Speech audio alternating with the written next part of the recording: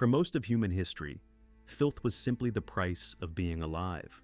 Our ancestors bathed when rivers were near, wiped their hands on grass, and lived among their own waste without a second thought. Cleanliness, as a concept worth engineering an entire civilization around, barely existed. The body was a tool, not a temple. Dirt was invisible because no one had yet decided it was a problem. Then Rome decided it was a problem. At the height of its power, the Roman Empire constructed a system of public hygiene so vast, so meticulously organized, and so deeply embedded in daily life that it would not be matched, let alone surpassed, for nearly 1,500 years after the empire's collapse. A city of over 1 million people was supplied with fresh water, carried across hundreds of kilometers of stone and concrete. Public bathhouses operated on a scale that modern spa resorts cannot approach. Sewers ran beneath the streets. Latrines were shared, maintained, and sometimes even heated. The Romans did not merely tolerate cleanliness, they built an empire around it. But the story of Roman hygiene is not a story of triumph. It is a story of paradox, of a civilization that understood water pressure but not bacteria, that perfumed its skin while parasites thrived in its intestines. And that built the most advanced sanitation infrastructure the ancient world had ever seen, while simultaneously sharing sponges in public toilets. To understand how the Romans kept clean, we must first understand what clean meant to them, and the answer is far stranger, and far more revealing than we might expect. By the 2nd century AD, Rome was the largest city on Earth.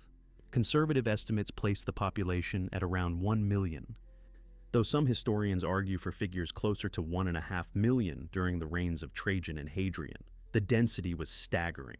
The Subura district, one of the most crowded neighborhoods in the ancient world, packed tens of thousands of residents into narrow, multi-story apartment blocks called insulae, buildings that rose 5, 6, sometimes 7 stories high, swaying slightly in strong winds, prone to collapse, and almost entirely lacking private sanitation. The challenge was not abstract. A city of that size, in a Mediterranean climate, without modern plumbing, without chemical treatment, without any understanding of microbiology, faced a fundamental question. How do you keep 1 million people from drowning in their own waste? Rome's answer was infrastructure on a scale the world had never seen. By the height of the empire, 11 major aqueducts fed the city, delivering an estimated 1 million cubic meters of fresh water every single day. That is roughly 1,000 liters per person, a figure that rivals or exceeds the per capita water consumption of many modern European cities. The water flowed continuously day and night, filling public fountains, supplying bathhouses, flushing latrines, and running through the homes of the wealthy in a constant engineered current. The Aqua Claudia alone stretched over 69 kilometers from its source in the Anio Valley, carried on arches that rose 30 meters above the Campagna. The Aqua Marcia, completed in 144 BC, was praised by Pliny the Elder as the clearest and coldest water in Rome. This was not merely engineering, it was ideology. The Romans believed, with a conviction that bordered on religious, that water was the foundation of civilized life. Frontinus, the water commissioner under Nerva, wrote with undisguised pride that Rome's aqueducts should be compared favorably to the idol pyramids of Egypt or the useless but famous works of the Greeks. For Rome, moving water was not a luxury, it was proof of superiority. But the very abundance that made Roman hygiene possible also concealed a vulnerability. The same public fountains that supplied drinking water were open to contamination. The same lead pipes that carried water into wealthy homes slowly poisoned their occupants. The same bathhouses that promised purification circulated the same warm, stagnant water among hundreds of bodies each day. The infrastructure was magnificent. The understanding of what it was actually doing to the people who used it was almost entirely absent. To a Roman citizen walking through the streets of the capital in the 2nd century, the city would have seemed astonishingly clean by the standards of the ancient world. Water flowed from fountains at nearly every intersection. The Great Cloaca Maxima, a sewer system originally constructed in the 6th century BC, carried waste from the Forum and surrounding districts into the Tiber. The streets in the wealthier neighborhoods were swept. The air near the great thermae smelled of cypress wood burning in the furnaces below. But clean, for the Romans, meant something profoundly different from what it means to us. There was no concept of germs, no understanding of bacterial transmission, no awareness that the warm, communal water of a bathhouse could spread disease as efficiently as it washed away dirt. Soap, in the modern sense, did not exist in Rome. It was known as a Gallic invention, regarded with curiosity rather than adoption. The Roman method of cleaning the body relied on oil, sweat, and a curved metal blade called a strigil. You coated your skin in olive oil, sat in a heated room until you perspired heavily, and then scraped the mixture of oil, sweat, and dead skin from your body. The residue, called gloios, was sometimes collected and sold as a folk medicine. This was the paradox at the heart of Roman hygiene. The infrastructure was centuries ahead of its time. The medical understanding was centuries behind. And in that gap between engineering and biology, an entire civilization lived, bathed, ate, and died without ever realizing that some of its most celebrated practices were making things worse. The public baths were not bathrooms. They were the social nucleus of Roman life. Part gymnasium, part library, part political salon, part marketplace, and only incidentally, a place to get clean. By the 4th century AD, Rome contained over 900 bathhouses, ranging from modest neighborhood balneae with a single heated pool to the colossal imperial thermae that covered entire city blocks and could accommodate thousands of bathers simultaneously. The baths of Diocletian, completed around 306 AD, sprawled across 13 hectares and could hold an estimated 3,000 people at once. The baths of Caracalla, built a century earlier, featured mosaic floors, marble columns imported from Egypt and Numidia, underground furnaces staffed by slaves working in shifts, and a sophisticated hypocaust heating system that circulated hot air beneath raised floors and through hollow walls. The scale was deliberate. These were not buildings. They were statements. A typical visit followed a ritualized sequence. You entered through the apoditerium, the changing room, where you undressed and left your clothes in open niches or with an attendant, though theft was so common that poets joked about it. From there, you moved into the tepidarium, a warm transitional room designed to acclimate the body. Then the caldarium, intensely hot, where you sweated and scraped your skin with the strigil. Finally, the frigidarium, a cold plunge pool meant to close the pores and invigorate the circulation. The entire process took roughly 2 hours and cost either nothing or a single quadrans, the smallest Roman coin, worth roughly a quarter of an as. The baths were open to nearly everyone. Men and women bathed, sometimes together in mixed sessions that scandalized conservative writers like Pliny, and later prompted Hadrian to mandate separate hours. Slaves attended their masters but could also bathe on their own time. Children played in the shallower pools. Vendors sold sausages, pastries, and wine at stalls along the outer colonnades. The noise, according to the philosopher Seneca, who lived above a bathhouse, was unbearable. Splashing, shouting, the slap of masseurs' hands, the cries of sausage sellers and hair pluckers advertising their services. But beneath the social ritual, the water told a different story. The pools were not chlorinated. They were not regularly drained. Warm, still water shared by hundreds of unwashed bodies each day created ideal breeding conditions for bacteria and waterborne parasites.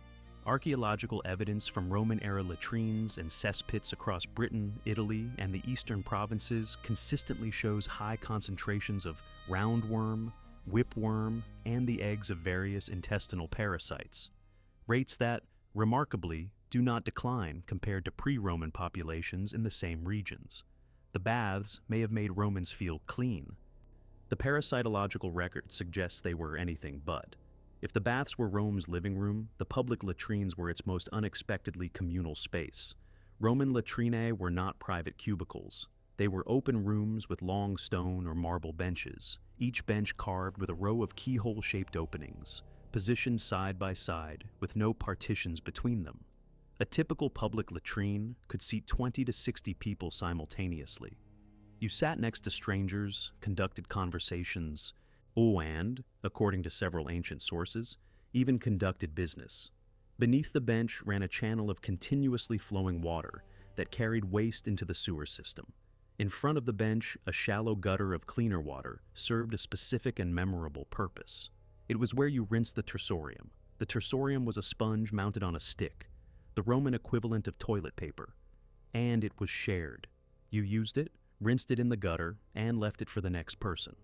The implications for disease transmission are obvious to a modern observer, and were entirely invisible to a Roman one. Gastrointestinal infections, dysentery, and parasitic infestations passed freely through this shared instrument. Some historians have speculated that the tersorium may have been one of the single most effective vectors for intestinal parasite transmission in the Roman world. The Romans cleaned themselves after defecation. They simply did so with a tool that made the problem worse. The cloaca maxima, for its part, was a genuine marvel. Originally an open drainage channel constructed under the Etruscan kings in the 6th century BC, it was gradually enclosed and expanded over centuries until it became a vaulted stone tunnel large enough to drive a cart through. It drained the Forum, the Subura, and several other low-lying districts, carrying rainwater and sewage alike into the Tiber. Next, Pliny the Elder described it as Rome's most remarkable achievement. But the cloaca served only the central districts. The vast majority of Rome's population, those living in the upper stories of insulae, had no connection to the sewer system whatsoever. They used chamber pots, which were emptied from windows, carried to public cesspits, or dumped directly into the street. The law technically prohibited this. The practice was universal. The Roman relationship with the body was simultaneously pragmatic and obsessive. Personal grooming was not vanity, it was civilization. An ungroomed Roman was not merely unattractive, he was barbaric, literally resembling the unshorn, unwashed peoples beyond the frontier. The daily routine of a well-off Roman man began with the tonsors, the barbers, who operated from small shops or street-side chairs across every district. Shaving was performed with an iron novaculae, a straight razor with no safety guard, stropped on leather and used without soap or shaving cream. Water, and sometimes a thin layer of oil, was the only preparation. Cuts were frequent and expected.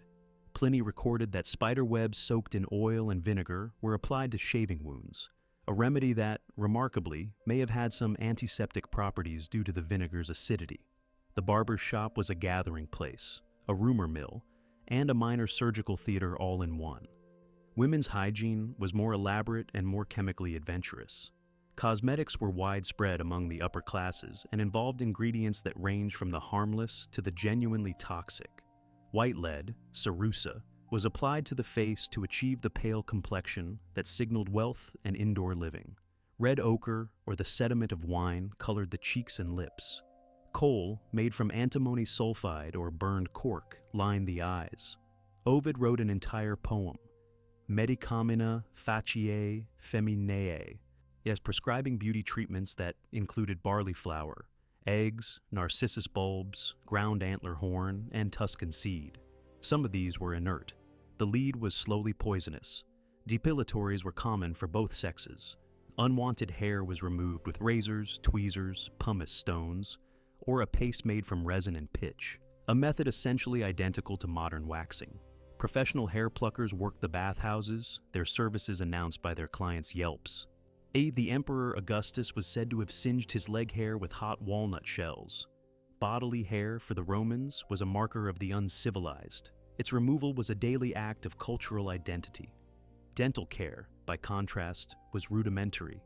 Teeth were cleaned with powder made from crushed bone, eggshell, or oyster shell, applied with a finger or a rough cloth. Urine, particularly imported Portuguese urine, which was considered especially potent, was used as a mouthwash. The ammonia in aged urine does, in fact, have bleaching and antibacterial properties. The Romans had stumbled onto a legitimate cleaning agent through a method that modern sensibilities find almost impossible to accept. Here is the central irony of Roman hygiene. By every archaeological and parasitological measure available, the Roman Empire did not reduce the burden of infectious disease compared to the populations it conquered. It may, in certain respects, have made it worse. As studies of coprolites, preserved fecal matter, and latrine sediments from Roman sites across Europe and the Near East reveal a consistent picture. Roundworm and whipworm were endemic. Fish tapeworm, relatively rare in pre-Roman European populations, became significantly more common during the Roman period, likely spread through the Roman fondness for garum, fermented fish sauce that was produced across the empire and consumed at every level of society. Garum was made by layering fish and salt in open vats and leaving them to ferment in the sun for weeks or months. The process did not reach temperatures sufficient to kill parasitic eggs. The sauce was consumed raw. The parasites survived. Ectoparasites, lice, and fleas were equally persistent. The fine-toothed combs found at Roman archaeological sites across Britain, Germany, and North Africa were not accessories. They were medical instruments designed to drag lice and nits from the hair. Their ubiquity tells us something that the literary sources, written overwhelmingly by the elite, preferred to omit. Rome itched. The medical profession offered limited help. Roman physicians, many of them Greek in origin or training, operated without any theory of contagion in the modern sense. Galen, the most influential medical writer of the imperial period, attributed disease to an imbalance of the four humors and to miasma, bad air arising from swamps, decay, and filth. The prescription was predictable: bathing, exercise, fresh air, dietary regulation. The baths, in other words, were medicine. The fact that the baths might themselves be transmitting disease was a conceptual impossibility within the Roman medical framework. Malaria was Rome's constant companion. The marshes of the Campania and the Pontine lowlands bred the Anopheles mosquito in enormous numbers. The disease was so associated with the city that the Romans personified it as the goddess Febris, fever, and built temples in her honor, hoping to appease what they could not understand. Seasonal mortality spikes in late summer and early autumn, recorded in burial inscriptions and literary references, align precisely with the mosquito breeding cycle. Rome's aqueducts brought clean water from the hills. They could not drain the swamps that surrounded the city. The grandeur of the thermae, the engineering of the aqueducts, and the sophistication of the cosmetic arts all obscure a fundamental reality. Roman hygiene was distributed along the same brutal lines as Roman wealth. A senator living on the Palatine Hill had water piped directly into his domus, flowing through lead or terracotta pipes into private baths, fountains, and gardens. His food was prepared by trained slaves in a dedicated kitchen. His waste was carried away by private drainage connected to the nearest branch of the sewer system. He could afford imported perfumes, Egyptian linen, and a personal physician. A laborer living on the 5th floor of an insula in the Subura had none of this. His water came from the public fountain at the base of the building, and carrying water up 5 flights of narrow stairs was a labor in itself. His latrine was a chamber pot. His bath was the public facility, and visited when time and the single quadrans admission fee permitted. His food was purchased hot from Thermopylae, street-side counters, because his apartment had no kitchen, and open flames in the upper stories of insulae were both illegal and inevitable. The slaves who made Roman hygiene possible were themselves the least hygienic members of society. The fornicatores who stoked the hippocaust furnaces beneath the baths worked in temperatures exceeding 50 degrees Celsius, breathing ash and charcoal dust in cramped underground corridors for 12-hour shifts. The fullers, who cleaned clothing by treading it in vats of urine and fuller's earth, worked barefoot in chemical baths that cracked and blistered their skin. The aquarii who maintained the aqueducts crawled through enclosed stone channels, scraping calcium deposits in near total darkness. Roman cleanliness was built on Roman labor. The laborers themselves were rarely clean. Oh, when Rome fell, not in a single moment, but across a long, slow erosion of institutional capacity that stretched over centuries, the hygiene infrastructure fell with it. The aqueducts were cut during sieges and never fully repaired. The baths were stripped for building material. The cloaca maxima continued to function in a reduced capacity, but the system that had maintained it, the engineers, the tax base, the political will, was gone. By the 6th century, Rome's population had collapsed from over 1 million to perhaps 30,000. The fountains were dry. The great thermae stood empty, their mosaic floors cracking under the slow advance of weeds. Europe would not see public sanitation infrastructure on a comparable scale until the 19th century. For roughly 1,300 years, the Western world managed human waste, bathing, and water supply with methods that were, in most measurable respects, all inferior to what Rome had achieved at its peak. The medieval world inherited Roman roads, but not Roman plumbing. It preserved Roman law, but abandoned Roman baths. The reasons were complex: Christian suspicion of public nudity, the economic collapse that made large-scale infrastructure impossible, the loss of engineering knowledge, but the result was stark. The average European in 1300 lived in conditions of personal hygiene that a Roman citizen of 100 AD would have found barbaric. And yet the Roman model was itself deeply flawed. The empire built the infrastructure of cleanliness without the science of health. It moved water without understanding contamination. It built latrines without grasping transmission. It prescribed bathing as medicine while the bath spread disease. The Romans achieved something unprecedented: a civilization-wide commitment to physical cleanliness as a public good, funded by the state, accessible to the masses, raised and embedded in the rhythms of daily life. The commitment was real. The results were more ambiguous than the marble and the mosaics suggest. We still build aqueducts. We still pipe water into our homes. We still treat bathing as something more than necessity, as ritual, as comfort, as proof that we have risen above the animal condition. The distance between a Roman thermae and a modern shower is measured less in technology than in a single invisible idea, that what you cannot see can kill you.